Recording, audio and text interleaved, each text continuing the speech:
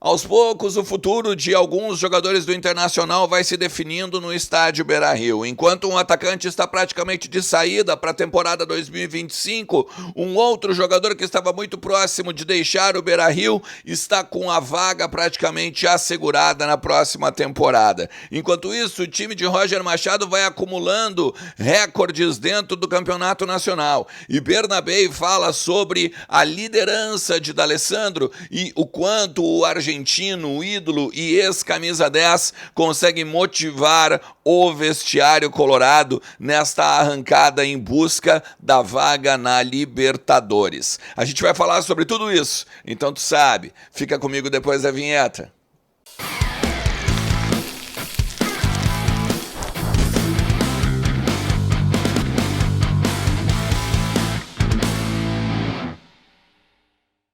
Fala Colorado, fala Colorada, como é que vocês estão? Tudo certo? Tudo beleza? Bora falar do Internacional, atualizar as informações do nosso clube e entender um pouquinho o que está acontecendo nos bastidores do Beira-Rio e também no CT Parque Gigante. E aí depois a gente pode dar uma cestada bonita, beleza? Antes tu vai fazer o seguinte, tu vai ficar comigo até o final do vídeo. Depois deixar aquele like bacana. E se tu ainda não é inscrito, te inscreve no canal pra gente bater logo os nossos 54 mil parceiros, né? E a gente vai cada vez mais, né? Não só crescendo, mas aprendendo do nosso Internacional. KTO.com é a melhor banca de apostas do Brasil e ela te dá 20% de bônus a partir do cupom Ernest.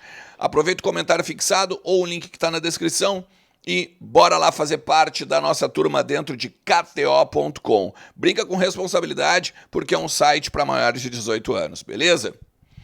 O Inter do Roger Machado, com a vitória diante, na verdade a vitória não, né? Um empate diante do Flamengo, ele chega a 12 jogos de invencibilidade. São 8 vitórias e 4 empates. E com isso, atingiu um feito histórico dentro do Campeonato Brasileiro. É a maior série invicta entre todos os clubes, superando inclusive o Palmeiras, que tinha 11 jogos de invencibilidade, né? Lembra que eu falei esses dias que o Palmeiras não perdia desde agosto? É mais ou menos isso, ó. 7 vitórias com 4 empates. O Inter, então, tem 8 vitórias e 4 empates, também desde agosto, tá? O Fortaleza seria o terceiro, com 10 jogos. 9 vitórias e 1 empate, ali entre julho e agosto. O Botafogo tem 9. E aí, por isso mesmo que eu bato muito na tecla, né, de que o Botafogo vai acabar dando uma atenção para a Copa Libertadores e o Palmeiras ainda vai ser campeão brasileiro. 9 jogos, 6 vitórias, 3 empates, de agosto também até agora. O Bahia, 8 jogos, 5 vitórias e 3 empates entre abril e junho. Isso é importante, né, querendo ou não, porque mostra, esses números aqui mostram porque o time do Roger hoje é postulante a uma vaga no G4, a uma vaga entre os principais clubes do Brasil para, no ano que vem, estar na fase de grupos da Copa Libertadores. Importantíssimo, né? Mas eu quero falar com vocês também sobre futuros, tá? Mas antes, eu quero falar sobre uma entrevista que o Bernabei concedeu para o Diário Olé. E entre todas as questões envolvendo Porto Alegre, a sua passagem pelo clube, de que ele não tem mágoa do Kudê e tal, aquela coisa toda, recupera depois lá no Olé. Vai no site, tem versão online e tal, tu pode pegar e recuperar. Mas tem o Bernabé falando sobre D'Alessandro e principalmente a chegada do ídolo, né, do ex-camisa 10, ex-capitão do Internacional, enfim, figura histórica, né, o Andrés Nicolás D'Alessandro. E aí ele comenta que os discursos do D'Alessandro são absurdos dentro do vestiário, né, a ponto de fazer arrepiar. Ele diz o seguinte, ó, o D'Alessandro é um jogador histórico aqui no Inter e uma das pessoas que a torcida mais gosta e mais respeita. E a chegada dele nos impactou. É uma pessoa que vive o futebol de uma forma incrível. Suas energias, os seus discursos, as suas falas, a sua vontade dentro do vestiário, nós podemos sentir e fazem a gente ficar arrepiado.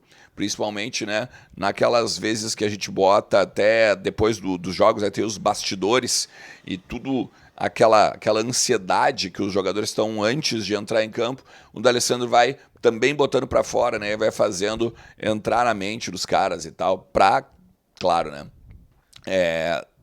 transferir a ansiedade para a questão de adrenalina, performance e tudo mais.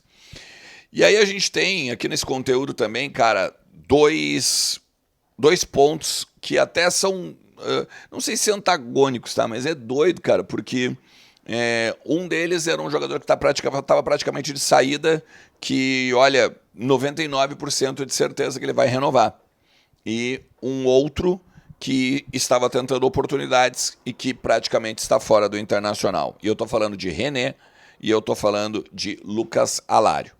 Primeiro o seguinte, tá? A informação é uma parceria entre 3 repórteres. Eu, o Leonardo Moll, da Bandeirantes, e o Uriel Hug, lá da Argentina.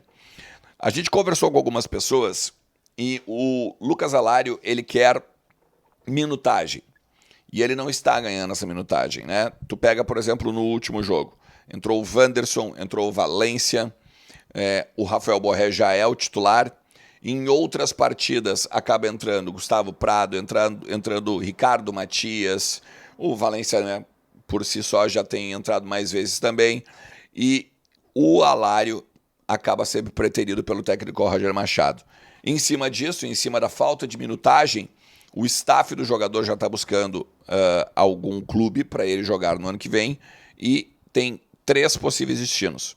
Mundo Árabe, o Corinthians, mas aqui não envolve troca com Pedro Raul nem nada, só que aí tem que ver uma questão que parece que o Corinthians também está com um transfer ban, se vai conseguir ou não refazer essa questão aí.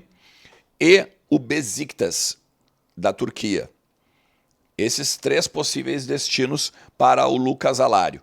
O Inter libera o jogador, não porque não acredita nele, mas porque hoje ter uma terceira ou até às vezes 4ª opção dentro do banco de reservas e ganhando um salário muito alto não compensa. O Inter precisa fazer caixa, precisa liberar sua folha, fazer uma redução nos investimentos que faz agora para no ano que vem reforçar o seu grupo para a Copa Libertadores. Tá? Um dos motivos da renovação do René, inclusive.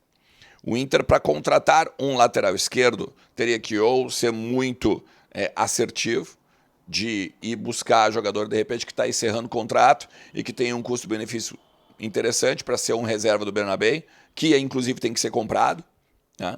Ou então investir um dinheiro para ter um lateral reserva. E o Inter, até conversando com algumas pessoas com trânsito dentro do vestiário, está direcionando muito claramente os seus investimentos para o ano que vem.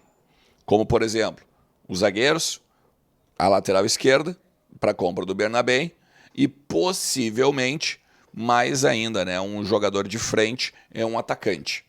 Então, o Lucas Alário é o atacante? É, mas o custo-benefício, o valor que ele tira do clube mensalmente, não compensa para ele ser uma alternativa e para ele ser o 4º atacante, basicamente, do Inter. Mesmo nos momentos em que o Inter teve data FIFA, poucas vezes foi aproveitado o Lucas Alário. Então, René, praticamente com o futuro definido e mantendo a continuidade aqui no Beira-Rio, e o Lucas Alário também já praticamente saindo. E vale destacar, tá? Vale destacar, o René, ele sabe da direção do Inter. Ó, se tu tiver uma proposta que tu queira sair para ser titular em outro lugar, beleza, mas a gente precisa saber que tu nos diga logo para a gente pegar e poder encaminhar outras, claro, né, possibilidades, aí ter um outro foco de lateral esquerda. Mas o René já disse que também da parte dele, ele quer renovar. Ele quer renovar, mesmo que, né, lá atrás, quando tenha saído do time titular, tenha ouvido vaias da arquibancada, inclusive tenha dito, né, na zona mista, cara, se for o problema eu vou embora e tal. Reviu algumas questões e, inclusive, tem ganho muito moral com o técnico Roger Machado pelo ambiente, pelo bastidor, o quão agregador ele é, líder e tudo mais. Tem vários relatos a respeito disso, inclusive. Beleza? Se tu chegou até aqui, te agradeço demais. Não te esquece, deixa teu like. E aí tu vai cestar. Toma um Danone por mim, inclusive, ó. E sempre, vamos Inter. Valeu, forte abraço. Tchau.